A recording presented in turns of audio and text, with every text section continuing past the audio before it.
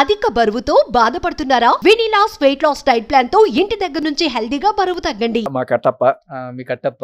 So Aditya ఒక్కడే తిరుగుతుండేవాడు పాపం. ఆయన లాంగ్వేజ్ ప్రాబ్లము లేకపోతే ఏజ్లో పెద్దవాడను కొంత మింగిల్ కాలేక అట్లా ఉంటుండేవాడు. నాకు ఎవరైనా పాపం అలా ఒక్కళ్ళే ఉంటే బాధ అనిపించింది. నేను వెళ్ళి ఆయనతో మాట్లాడాను. వాకింగ్ చేస్తున్నప్పుడు ఆయనతో తిరుగుతూ ఉండేవాడిని, సరదాగా జోకులు వేస్తుండేవాడిని. బాగా పగలబడి నవ్వేవాడు. అంతా అయింది. అలా నవ్వుతూనే కసక్కని నామినేషన్ వేసాడు నా మీద. సర్లే నామినేషన్ వేస్తే ఏమైంది, జనాల్లో నాకు ఎంత బలం ఉందో తెలుస్తుంది, మంచిదే అనుకున్నాను. తర్వాత మళ్ళీ నాగార్జున గారు వచ్చినప్పుడు కత్తులతో పడమంటే అది కూడా నన్నే పొడిచాడు. ఇదేమిట్రా బాబు, ఏదో టార్గెట్ చేసినట్టు చేస్తున్నాను. మూడోసారి ఏదో ఎనిమల్ బ్యాడ్జ్ వేయాలంటే ఆ దోమ బ్యాడ్జ్ కూడా నాకే వేసాడు. ఏంటంటే నేను జోకులు చెప్పి విసిగిస్తున్నానట. ఓకే. సో అరే ఇన్నాళ్ళు చెప్పినప్పుడు బాగానే ఉన్నావు కదా, నవ్వేవు కదా, అన్నీ ఇప్పుడు ఇట్లా అంటే లేదు సరదాగా వేసానంటే సరే అది కూడా నేను లైట్ తీసుకున్నాను. తర్వాత మళ్ళీ నామినేషన్స్ వచ్చినప్పుడు మళ్ళీ నా మీద వేసాడు. ఇది ఇంకా జీవితకాలం నా మీద వేసుకొని బతికేస్తావు నువ్వు, సేఫ్ సైడ్ అనమాట. అంటే వేరే వాళ్ళని శత్రువులు చేసుకోవడం ఇష్టం లేదు, వీడి మీద ఎన్నిసార్లు వేసిన వీడు కామ్గా ఉంటాడు. స్ట్రాటజీ అర్థం చేసుకున్నాడు. అది వెంటనే నేను రిటర్న్ ఇచ్చా. తర్వాత అప్పటి నుంచి కొంచెం సూటిపోటి మాటలు, కొంచెం సెటరిక్గా మాట్లాడడము, ఇలా దానికి తోడు ఎక్కడైనా కెమెరాలు వాటి దగ్గర కూర్చొని మీరు పొద్దున్న నిద్రపోయారో కదూ, మీరు మైకు ధరించలేదని బిగ్ బాస్ ఎన్నిసార్లు వార్నింగ్ ఇచ్చారు, మీరు పొద్దున్నే లేవరా, నేను చూడండి పొద్దున్న లేచి యోగా చేస్తాను, ప్రేయర్ చేస్తాను, అది చేస్తాను, ఇది చేస్తాను అని చెప్పి ఇలా చెప్తుండేవాడు. సరే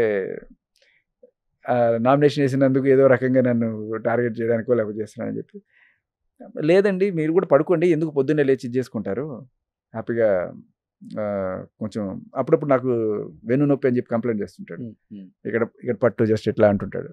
సరే పడుకోండి మీరు, అందుకని పొద్దున్న లేచి మరీ 4 గంటలకు లేచి అవగాలు కాకుండా కొంచెం పడుకోండి, give some rest to your spine అంటే, నేను నీలాగా కాదు, నేను అది చేయాలి ఇది చేయాలంటే అని చేస్తూ కూడా నేను ఏం చేస్తున్నాను మీరు కనిపెడుతున్నారు కదా, నా స్పైన్కి ఏమో రెస్ట్, మీ కళ్ళకేమో స్ట్రెయిన్ అని చెప్పాను. Okay. Prerana very energetic and enthusiastic girl. Okay. నేను చేసే జోకులన్నీ టక్కుమని క్యాచ్ చేసేస్తుంది. అందమైన అమ్మాయిలు వెంటనే టక్కుమని క్యాచ్ చేస్తారు. అందమైన అమ్మాయి కాదు, బ్రెయినీ కూడా. కాకపోతే కన్నింగ్నెస్, వైజ్నెస్ లేదు. యష్మి ఇన్ఫ్లుయెన్స్ ఎక్కువగా ఉంటుంది, తన ప్యాటర్నే ఫాలో అవుతూ ఉంటుంది అనమాట. ఓకే. నెక్స్ట్ పృథ్వీ మ్యాచో మ్యాన్, బాగా ఏమంటారు ఎక్సర్సైజ్లు జిమ్ములు బాగా చేసి కండాలు తిరిగిన కన్నడ అబ్బాయి కదా. ఓకే. కన్నడ అబ్బాయి, కండ అబ్బాయి. ఓకే. నెక్స్ట్ యష్మి మామూలుగా టైంలో బాగానే ఉంటుంది, బట్ కెప్టెన్ అయిన తర్వాత గేమ్ ఆడాలి, ఏదో రకంగా అవతల వాళ్ళని ఇరకాటంలో పెట్టి ఏదో ఒకటి సంథింగ్ షుడ్ బీ హ్యాపెనింగ్, గొడవలో ఏదో ఒకటి జరగాలి అని ఈ కోణంలో కొన్ని ఏదో సరదాగా వాళ్ళని నేర్పించడం కోసం, మీకు లేదుగా మాకుందిగా డ్రింక్, మీకు లేదుగా స్వీట్ మాకుందిగా స్వీటు అని చెప్పి, సో వాళ్ళతో కూడా ఏదన్నా పోక్ చేసి వాళ్ళని ఏదో చిన్న సరదాగా ఉంటే బాగుంటుంది. బట్ అది ఎక్స్ట్రీమ్కి వెళ్ళిపోతుంది. అమ్మాయి నేను తినేసిన ప్లేట్లు నువ్వు గడగాలి, నేను తాగేసినవి డస్ట్బిన్లో పడేసి మళ్ళీ అవి తీసి బయట పెట్టి ఇది మళ్ళీ నువ్వు డస్ట్బిన్లో పడే, నాకు దాంట్లో అదేం సినిమా నరసింహలో రమ్యకృష్ణ సౌందర్యం ఇలా అంటూ చూడండి కాలుతోటి, ఓకే, ఆ రేంజ్లో ఎందుకు అలా చేస్తున్నావు, మరి మానవత్వం కూడా లేకుండా అంటే, లేదు నీకు గేమ్ ఆడడం తెలియదు, ఇలాగే ఉండాలి అంటే, ఓకే ఇలాగే ఆడాలి. నాకు పెద్ద ఎక్స్పీరియన్స్ లేదు, వీళ్ళన్ని సీజన్లు చూసుకొని వచ్చినట్టున్నారు. అదే ఇప్పుడు గేమ్ లాగా ఆడితే ఓకే, గేమ్ కోసం ఆడాలనుకుంటే ఆ మైండ్ సెట్ నీది కదా అసలు, అందుకే సెట్ కదా లాస్ట్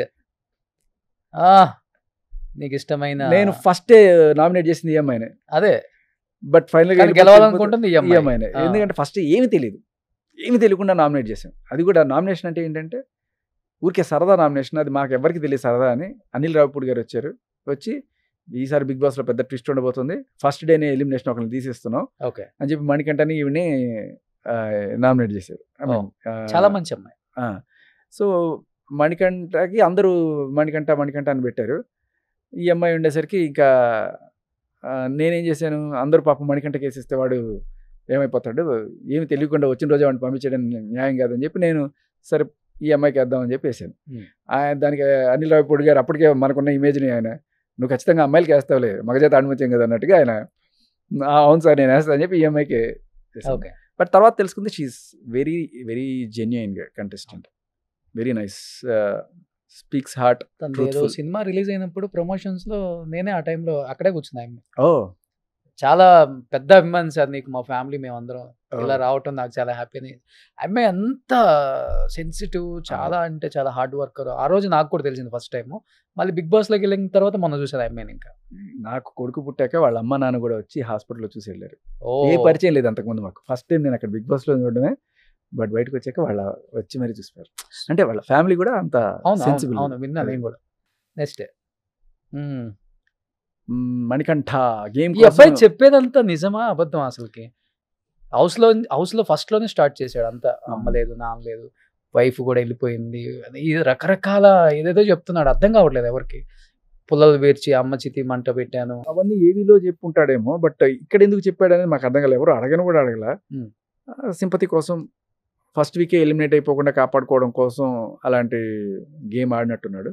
బట్ తర్వాత అందరం చెప్పాం, నేను కూడా చెప్పాను, ఇది మరీ శవాలు గురించి చెప్పి దాని గురించి సింపతి చేసుకోవాల్సిన అంత దారుణమైన పొజిషన్ అది. అంటే లేదు, నాకు బిగ్ బాస్ చాలా అవసరం, నాకు ఈ డబ్బులు చాలా అవసరం, మీకు నేను ఎలాంటి స్టేజ్లో ఉన్నానో తెలియదు. ఇదే మాట ఆదిత్య కూడా చెప్తాడు, నాకు ఇది చాలా ఇంపార్టెంట్, చాలా ఇంపార్టెంట్. అంటే సరే బాబు, అంత ఇంపార్టెంట్ అయితే సార్ తీసుకో.